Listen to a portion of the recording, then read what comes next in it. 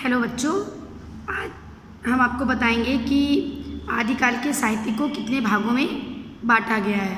तो इसको कई भागों में बांटा गया है। सिद्ध साहित्य, जैन साहित्य, नाथ साहित्य, रासो साहित्य और लौकिक साहित्य।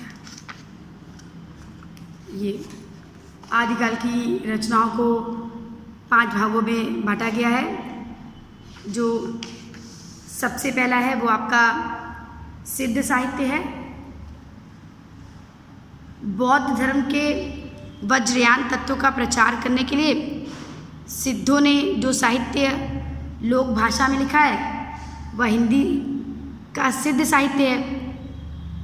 इन सिद्धों में जो प्रमुख कवि थे बच्चों, सरहपा, शबरपा, लुइपा, डोम्बिपा, कणहपा, कुकुरिपा आदि हिंदी के प्रमुख सिद्ध कवि थे। इनके नामों के आगे पा जरूर आता है। ये सिद्ध संप्रदाय के थे।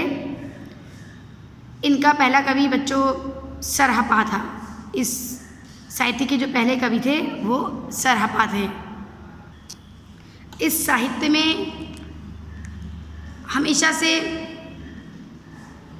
एक ऐसे देव का अस्तित्व माना गया जो करुणा का अस्तित्व है, लेकिन बाद में उनका ये करुणा का सिद्धांत रूढ़ी बन गया था।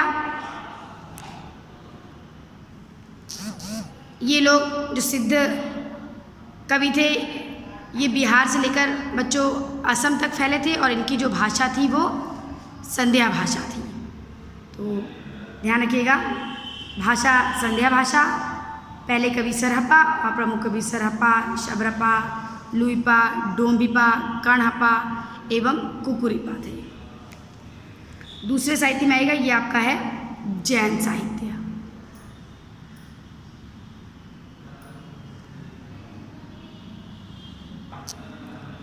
जैन साहित्य बच्चों पश्चिमी क्षेत्र में जैन साधियों ने अपने मत का प्रचार हिंदी कविता के माध्यम से किया।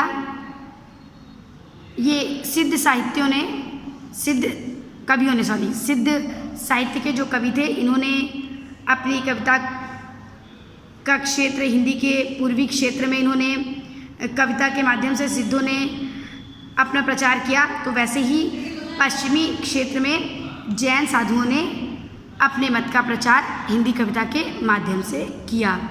जैन साहित्य का सबसे अधिक लोकप्रिय रूप रास ग्रंथ के रूप में मिलता है। संस्कृत के रस शब्द को जैन साधुओं ने रास रूप देकर रचना को प्रभावशाली शैली में बनाया, प्रस्तुत किया। जैसे देवसेन रचित श्रावकाचार और मुनि जिन विजयकृत भारतेश्वर बाहुबली रास, जिन धर्म सूरीकृत स्थूलभद्र रास, विजयसेन सूरी का रेवंत गिरिरास आदि जैन साहित्य की निधि है। तो जैन साहित्य का जो क्षेत्र है बच्चों वो पश्चिमी क्षेत्र रहा है। इसके अलावा इस धारा के प्रमुख कवियों में पुष्पदंत, धनपाल, शारंगधर, सोमभद्र सूरी, शालिभद्र सूरी, चंद्रभूमि, योग